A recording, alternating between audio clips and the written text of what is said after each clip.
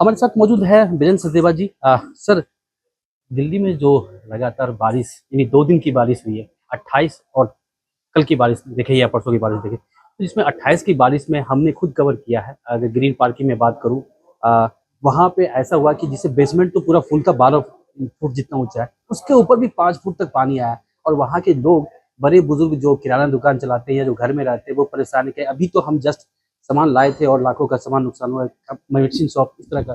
तो क्या स्थिति है? दिल्ली तैयार नहीं है? दिल्ली सरकार दिल्ली में जल भराव का सबसे बड़ा कारण दिल्ली की अरविंद केजरीवाल सरकार का भ्रष्टाचार।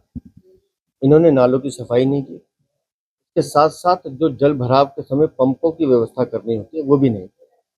दिल्ली में लगभग 696 स्थायी पंप हैं। 28 जून को ये पाया गया कि 400 पंप काम ही नहीं कर रहे हैं, जिनको पानी निकालने का काम करना चाहिए। और उन 400 में से भी 100 पंप इसलिए काम नहीं कर रहे कि उसमें डीजल नहीं था। तब आप समझ लीजिए कि दिल्ली की जल मंत्री या दिल्ली की सरकार कितनी गंभीर है अपने काम को लेकर। और आज भी जो हमारी जानकारी है, 300 से ज्यादा पंप काम करने की स्थिति में नहीं है। दिल्ली में हर बार मानसून में लगभग 1300 के करीब अस्थायी पंप लगाए जाते हैं। इस साल एक भी पंप नहीं लगाया गया। उनको जवाब देना चाहिए।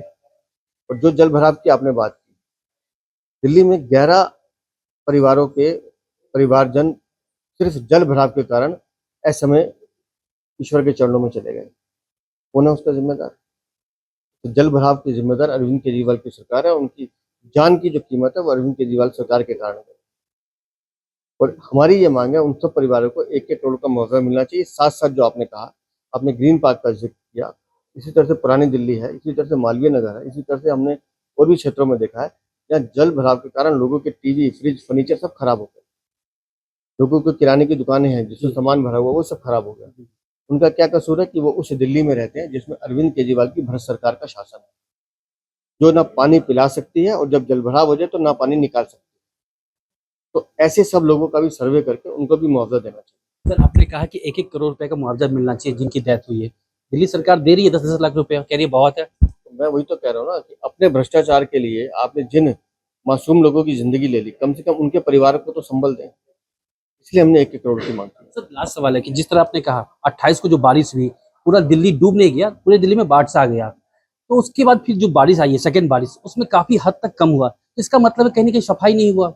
दिल्ली में नालों की सफाई नहीं हुई है, ये हम पहले दिन से कह रहे हैं। दिल्ली में लगभग 714 छोटे बड़े नाले हैं, 150 के करीब काम हुआ है, बाकी जगह काम हुआ ही नहीं। और दिल्ली नगर निगम जो अपनी एक रिपोर्ट हर साल देता था, वो भी इस बार इन्होंने नहीं दिया कि हमने कितना काम किया।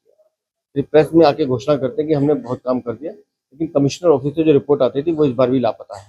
तो दिल्ली सरकार और दिल्ली नगर निगम मिलकर दोनों दिल्ली की जनता को लूटने का काम कर रहे हैं। बहुत उत्सुक हैं हमसे बात करने के लिए। तो हमारे साथ मौजूद थे दिल्ली बीजेपी प्रदेश अध्यक्ष वीरेंद्र सचदेवा, जिन्होंने साफ तौर पे कहा है कि दिल्ली सरकार सिर्फ लोगों को खोखले वादे करती है, काम जमीनी पे कुछ नहीं होता है। क्योंकि अगर 28 को जिस तरह से बारिश हुई थी, पहली बारिश, अगर वो नाले की सफाई होती तो आज जो इतने लोगों की जो मौत हुई है वो नहीं होती। और हजारों लोगों की जो सामान बर्बाद हो गया, घर का सामान ये हो जाए या दुकान का सामान या अन्य तरह के जो गाड़ियां जो डूब के खराब हो गई है, वो खराब नहीं होती। अभिषेक नैन, एबीपी लाइव, दिल्ली।